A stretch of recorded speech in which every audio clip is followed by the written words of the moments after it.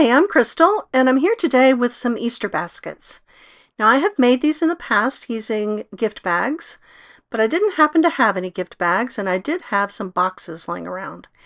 Now, I had these boxes because my husband and I just took a short road trip, and my husband does not feed me. He does not take me to lunch when we're in the car.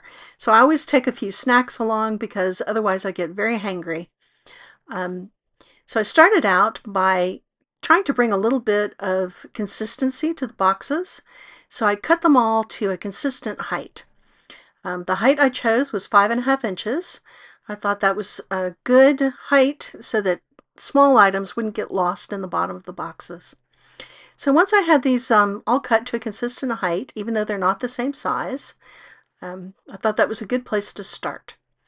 Once they're trimmed down, I wanted to cover the commercial messages on the sides of the boxes. Now, you could use paint or wrapping paper, but what I had was a bunch of brown packing paper, so I started with brown packing paper. I just used some Mod Podge to attach that all around my box like I was wrapping a package, and I thought that gave me a nice base for decoration, and it also added a little bit of sturdiness to these boxes, which were not terribly robust. So not even as sturdy as a regular cracker box. These are just lunchbox snacks, so they're kind of flimsy. So once I got these all wrapped up, you can see I didn't take any real pains to make the packing paper terribly smooth. This is just a single-use thing. It was a box that was going to end up in the recycling bin, brown packing paper that would have gone the same place, but I've made it into a nice base to decorate. Now to decorate, I got some scrapbook paper. This is not from an Easter collection or anything, but I like the combination of pink and gold. And I just stacked up my scrapbook paper.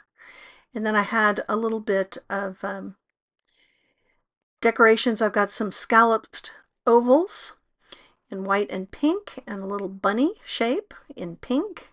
And I think that putting that all together makes it feel like a definite Easter basket and not just a brown paper wrapped box.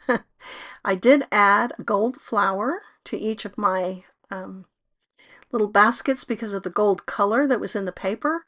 I don't think that sunflowers are particularly Eastery, but it went with my color scheme. I had a little bit of this scrapbook paper left at the end of the process, so I cut strips to make the handles for the baskets. Just whatever seemed to color coordinate. And on most of the handles, once I had them layered up, I used my decorative edge scissors to make them decorative. Then I made these tags. Now the letters are not glued on, they're cut into the color layer, and then I've got a contrast layer behind. That is a little bit faster than gluing on the individual letters. You just have to take care to line up the letters as you're cutting them into the tag layer. So once I've got the decorative edge scissors run down the edge of my handle, I'm going to attach that using some eyelets. I had some color coordinating eyelets, and I got out my Crop-A-Dile to just attach that by punching a hole in the box and in the paper handle, and then attaching them together. Now I did this because I've got the lifetime supply of eyelets, but of course glue would have worked equally well. No real reason to use eyelets other than I had them.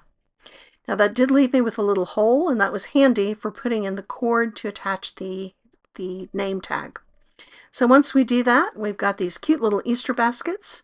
Everybody's getting a paperback book and just a small handful of candy, but who doesn't like a handful of candy?